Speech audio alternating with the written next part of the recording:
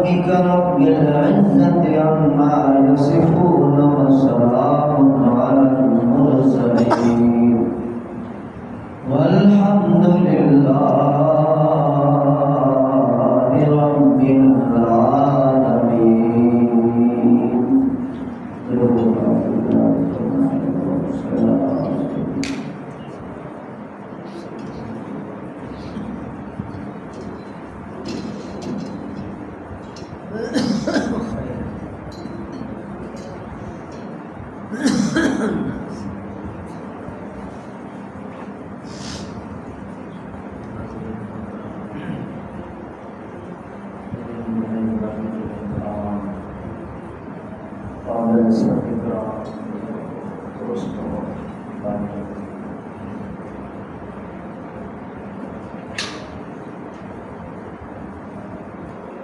سید عالم،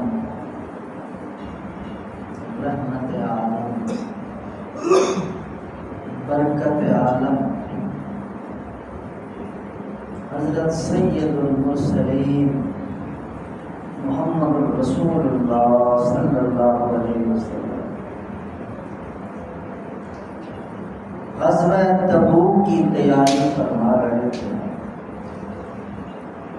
بہت بڑا غزوہ تھا، بہت بڑی جنگ تھی. روم جیسی سپر پاور کے مقابلے میں نفیر عام کا اعلان تھا.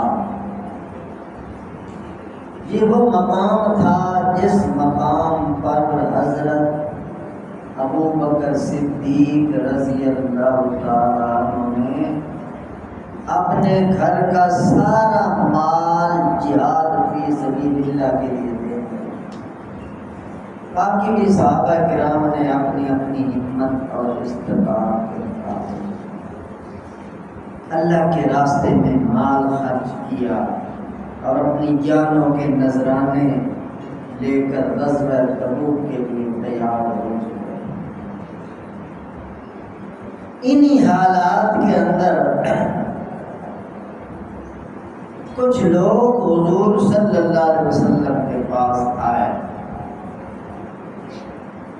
اور بڑے ادب کے ساتھ، بڑے احترام کے ساتھ،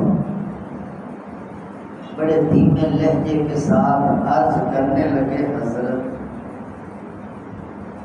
ہم نے اپنے محلے میں، اپنے علاقے میں ایک مسجد بنائی ہے، تو آپ جناب اس کا افتتاح فرمائیں، برکت کے لیے 2 نفل پڑھ دیں وہاں، تاکہ آپ کے نام کے ساتھ یہ مسجد منسوب ہو جائے. آپ کی رحمتیں، آپ کی برکتیں اور آپ کے انوار اس مسجد کو اور مسجد کے نمازیوں کو ملتے رہیں. ہم نے نمازیوں کی سہولت کے لیے مسجد بنائی ہے تاکہ کہیں دور نہ جانا پڑے، ساتھ ہی نماز پڑھ لی. تو حضور صلی اللہ علیہ وسلم نے ارشاد فرمایا، ابھی تو غزوہ تبوک پہ جا رہے ہیں، واپسی پر پھر دیکھ لیں. ٹھیک ہے، بات آئی گئی ہوگی. اب رسول پاک صلی اللہ علیہ وسلم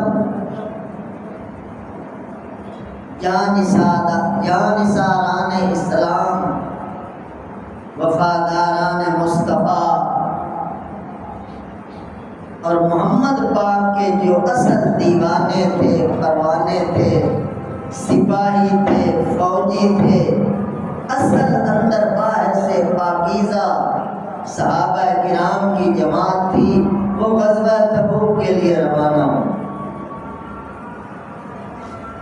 جب غزوہ تبوک سے واپسی ہوئی تو ابھی مدینہ شریف میں حضور داخل نہیں ہوئے تھے صلی اللہ علیہ وسلم. مدینہ شریف سے کچھ دور تھے. جبریل علیہ السلام آ گئے. تشریف لے آئے اور قرآن پاک کی آیات نازل ہوئیں، والذین اتخذوا مسجدا ضرارا وکفرا وتفریقا بین المؤمنین وارصادا لمن حارب اللہ ورسولہ۔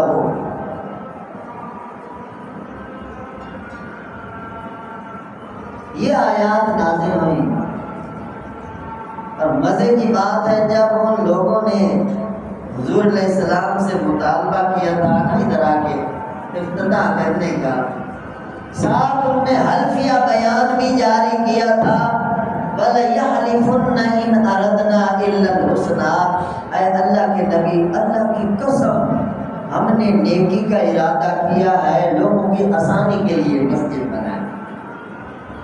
وَلَيَحْلِفُنَّ، حلف اٹھا گئے، اور اللہ نے کیا نازل کر دیا، اے میرے حبیب یہ مسجد نہیں ہے، یہ کفر کا اڈا ہے، یہ بغاوت کا مرکز تیار ہو رہا ہے،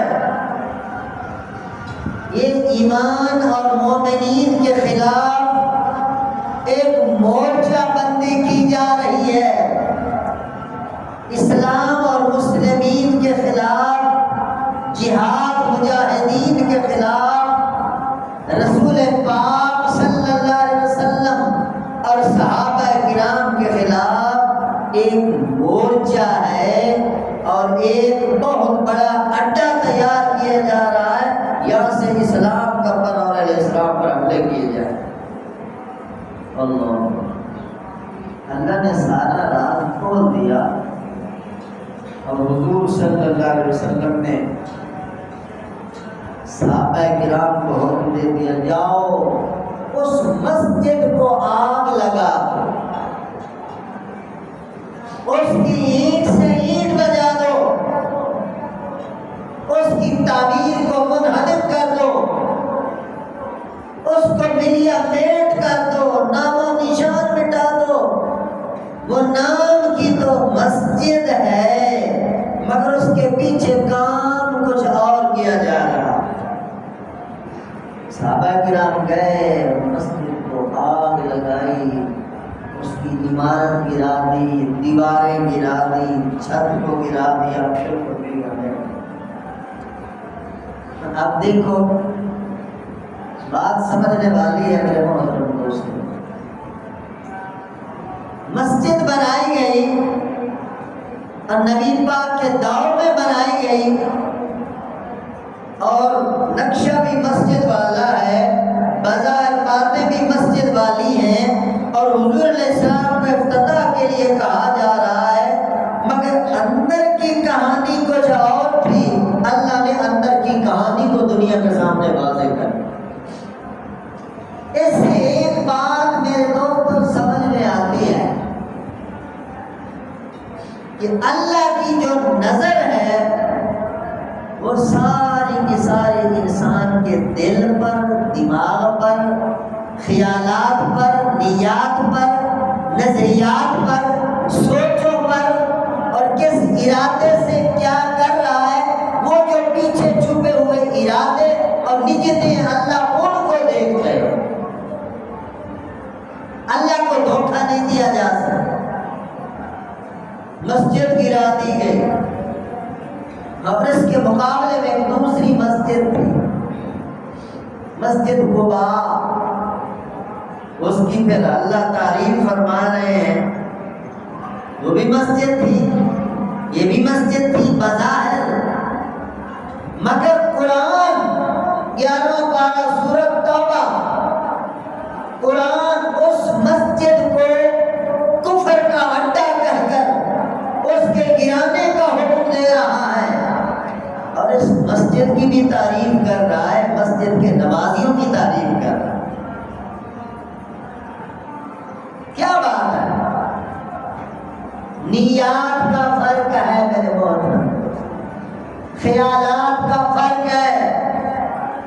نظریات کا فرق ہے، سوچ کا فرق ہے۔ اللہ نے اپنے نبی کو فرمایا خبردار اس منافقین کی مسجد جو انہوں نے بنائی ہے مسجد کا نام، اس میں آپ کو کھڑے ہونے کی اجازت نہیں ہے، لا تقم فی ابدا، کبھی بھی آپ نے ادھر جانا نہیں ہے، میری طرف سے اجازت نہیں ہے۔ جبریل قرآن لے کے آتی، ہاں اللہ نے ساتھ ہی فرمایا لمسجد اسس علی التقوی من اول یوم احق ان تقوم فیہ، پہلے دن سے جس مسجد کی بنیاد تقوی پر رکھی گئی، پرہیزگاری پہ رکھی گئی، نیک نیتی پہ رکھی گئی، اللہ کے لیے رکھی گئی۔ قرآن میں اللہ کہہ رہے ہیں لمسجد اسس علی التقوی، صحابہ کرام کے تقوی کو، نمازیوں کے تقوی کو اللہ بیان فرما رہے ہیں، اے میرے حبیب احق ان تقوم فیہ، وہ مسجد اس لائق ہے کہ آپ جناب اس مسجد میں جا کے کھڑے ہو، وہاں نماز بھی پڑھیں اور اس مسجد میں حاضری۔ اور پھر اللہ پاک نے آگے فرمایا نمازیوں کی تعریف ہو رہی ہے، جتنا مخلص نمازی ہے وہ مسجد بھی ہے بیت اللہ، جتنا مخلص نمازی ہے وہ مسجد بھی ہے بیت اللہ، باقی سب دکاناں ہیں مسیتاں لوٹا دے۔ شاہ کے شجاعت نے یہ جملہ کہا ہے کہ جہاں اللہ کے لیے کام نہیں ہے، کفر کا اڈا ہے، شرک کا اڈا ہے، پروپگنڈے کا اڈا ہے، بغاوتوں کا مرکز ہے، وہ دکانیں ہیں، وہ مساجد نہیں، وہ دھندے ہیں دنیا کے۔ مسجد اللہ کی ہوتی ہے، اللہ کے لیے ہوتی ہے، اور مسجد کا جو اصل نمازی وہ ہوتا ہے جو اللہ کے لیے آتا ہے، اللہ کے لیے سجدے دیتا ہے، اللہ کے لیے نمازیں پڑھتا ہے۔ اس لیے اللہ پاک تعریف فرما رہے ہیں فیہ رجال یحبون ان یتطہروا واللہ یحب المطہرین۔ اللہ فرماتے ہیں اس مسجد قباء کے اندر آج بھی مسئلہ ہے کہ جو بندہ اس میں 2 نفل پڑھتا ہے اس کو 1 عمرے کا ثواب ملتا ہے۔ ایک کو گرا دیا گیا، آگ لگا دی گئی، اور ایک مسجد کی 1450 سال گزر گئے، آج بھی کوئی جا کے وہاں 2 نفل پڑھتا ہے تو 1 عمرے کا ثواب ملتا ہے۔ یار کیا بات ہے، نیت، نظریہ، عقیدہ، سوچ، فکر، خیالات کی سوئی سیدھی بیت اللہ کی طرف، اللہ کی طرف، کعبۃ اللہ کی طرف، اور اللہ تو دلوں کی سوئیوں کو جاننے والے ہیں، اس لیے تو اللہ ان کی تعریف فرما رہے ہیں یحبون ان یتطہروا واللہ یحب المطہرین۔ اللہ فرماتے ہیں اس مسجد قباء میں نمازیں پڑھنے والے بڑے پاک باز لوگ، پاکیزہ لوگ ہیں، پاکیزگی کو پسند کرتے ہیں، ظاہری طور پر بھی پاک ہیں، باطنی طور پر بھی پاک ہیں، ظاہری طور پر بڑی پاکیزگی کا خیال رکھتے ہیں، اپنے وضو کا، اپنے غسل کا اور اپنی پاکیزگی کا ظاہری بدن پوری طرح پاک کرتے ہیں، اور اس کے سے بڑھ کر یہ کہ ان کا اندر پوری طرح پاک ہے، جبھی تو اللہ ان کی تعریف فرما رہا ہے۔ تو میرے محترم دوستوں، کئی بار یہ بات ہو چکی ہے، آج پھر ہو رہی ہے، اور پھر بھی بار بار ہوتی رہے گی، چونکہ بندہ بھولا ہے، بھول جاتا ہے، بھٹک جاتا ہے، نیات کا قبلہ درست کرنے کی کوشش۔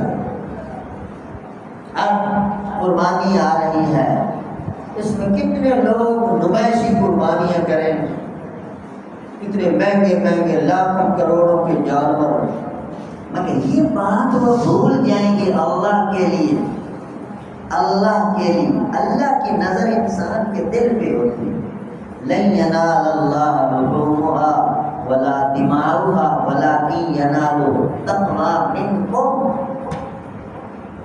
اللہ فرماتا ہے تمہارے گوشت کی مجھے کوئی ضرورت نہیں، تمہاری چھریاں چلانے کی مجھے کوئی ضرورت نہیں، تمہارے خون بہانے کی مجھے کوئی ضرورت نہیں، وَلَٰكِن يَنَالُهُ التَّقْوَىٰ مِنكُمْ، تقویٰ منکم، تقویٰ منکم۔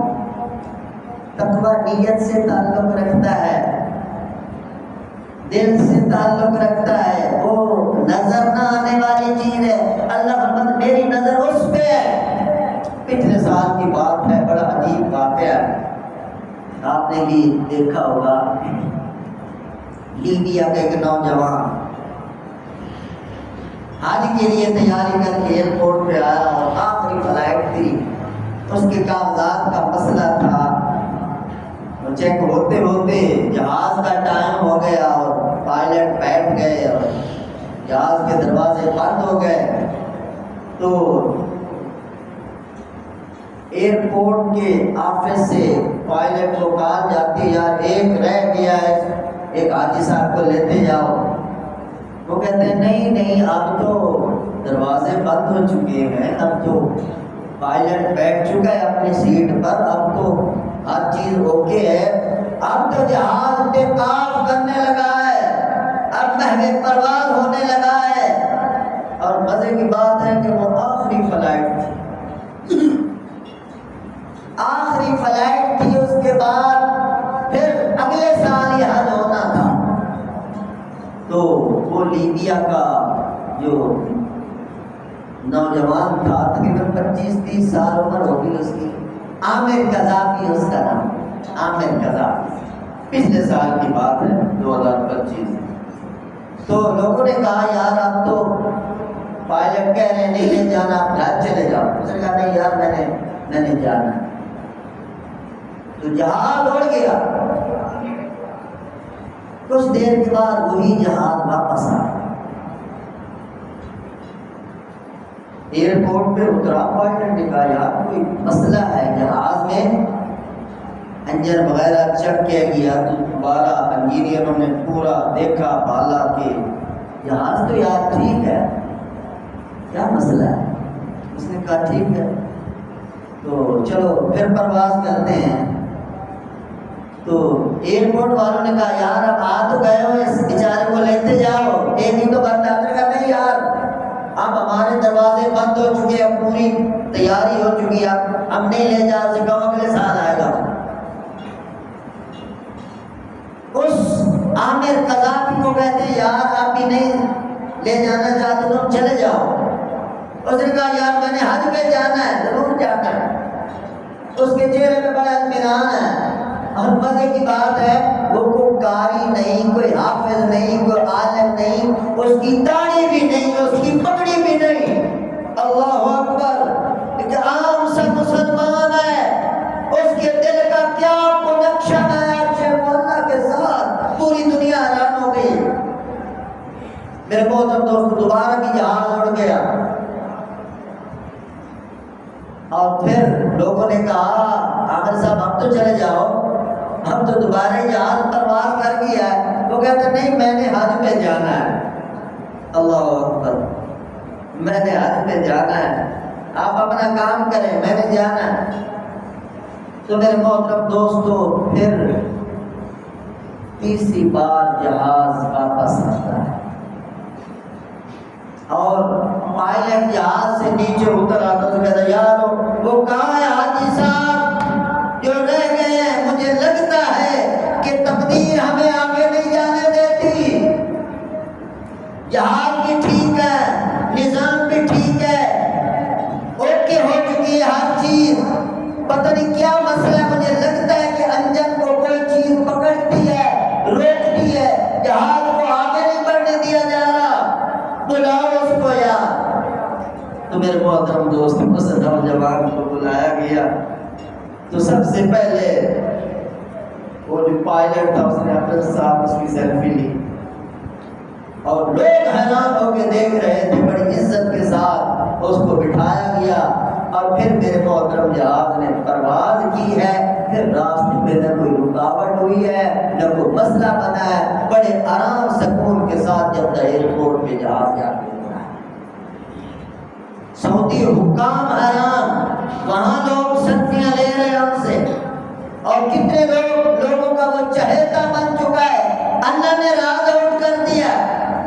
تو بات میں جو عرض کر رہا تھا وہ یہ کر رہا تھا کہ اندر کا معاملہ، نیات کا معاملہ، خیالات کا معاملہ اللہ کے ساتھ ذرا صاف کر لیا۔ داڑیاں تو ہم نے رکھی ہوئی ہیں، لوگ دیکھ رہے ہیں، یا اندر داڑھی کی لاج ہے یا نہیں؟ پگڑیاں ڈالی ہوئی ہیں، اندر اس پگڑی کی لاج ہے یا نہیں؟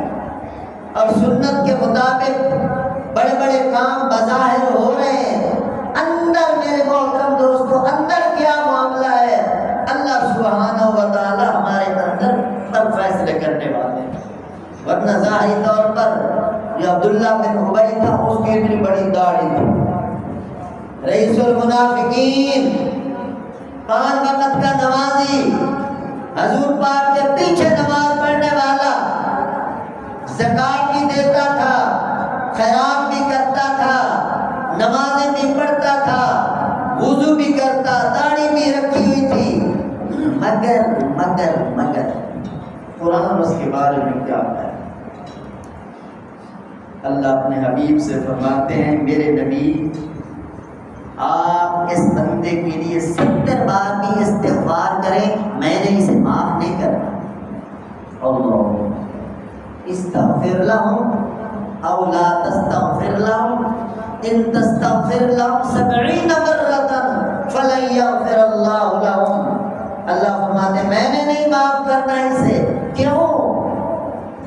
بد نیت ہے، بد عقیدہ ہے، نظریہ ٹھیک نہیں، اندر سے اور ہے باہر سے اور ہے، بات قابل غور ہے، یہ منافق ہے، بظاہر ایمان اسلام کلمے کی بات کرنے والا، کلمہ پڑھنے والا، مگر اللہ فرماتے میری نظر تو دل پہ ہے، میری نظر تو اندر پہ ہے، اندر بندے کے کیا خیالات ہیں۔ حتیٰ کہ اللہ نے اپنے نبی کو حکم دیا تھا لا تقم علی قبری، استغفار کرنا تو بڑی دور کی بات ہے، اس ملعون بندے کی قبر پر بھی آپ جناب کو کھڑے ہونے کی اجازت نہیں ہے۔ میرے محترم دوستو تھوڑے سے ٹائم میں نے بات بڑی کھول دی ہے کہ اپنے خیالات کو درست کرو، اپنی نیات کو درست کرو، اپنے عقائد کو درست کرو۔ لوگوں کے سامنے جیسی باتیں ہوتی رہتی ہیں، مگر تنہائیوں میں بیٹھ کر اللہ کے ساتھ کچھ مذاکرات کر لیا کرو، اللہ کے ساتھ کچھ باتیں کر لیا کرو۔ نت زور کا ہنسنا برباد نہ کر دے تجھ کو، اور تنہائی کے لمحوں میں کبھی رو بھی لیا کر۔ سب سے زیادہ پاکیزہ بندہ اللہ کی نظر میں وہ ہے جس کی تنہائی سب سے زیادہ پاکیزہ۔ کچھ بندے دنیا میں بڑے مشہور ہوتے ہیں مگر آسمانوں پر انہیں جانتا ہی کوئی نہیں۔ اللہ دنیا میں بڑا نام ہے، بڑی شہرت ہے، بڑے حاجی صاحب ہیں، بڑے صفی صاحب ہیں، بڑے مولانا صاحب ہیں، بڑے فلاں ہیں، زمین پر دھوم مچی ہوئی ہے، عرش مولا کو انہیں کوئی نہیں جانتا، کیونکہ وہاں تو انہیں کو جانا جاتا ہے جن کے دلوں میں خلوص کی دولت ہے، للہیت ہوتی ہے، جو اللہ کے لیے کچھ کر رہے ہیں، جو اللہ کے لیے جو کر رہے ہوتے ہیں، وہ جہاں بھی بیٹھے ہوتے ہیں، پہاڑوں میں بیٹھے ہیں، خاروں میں بیٹھے ہیں، اندھیروں میں بیٹھے ہیں، خدا کی قسم وہ جہاں بھی بیٹھے ہیں آسمان والوں کو وہ یوں نظر آتے ہیں جس طرح زمین والوں کو آسمان کے ستارے چکمکاتے نظر آتے ہیں۔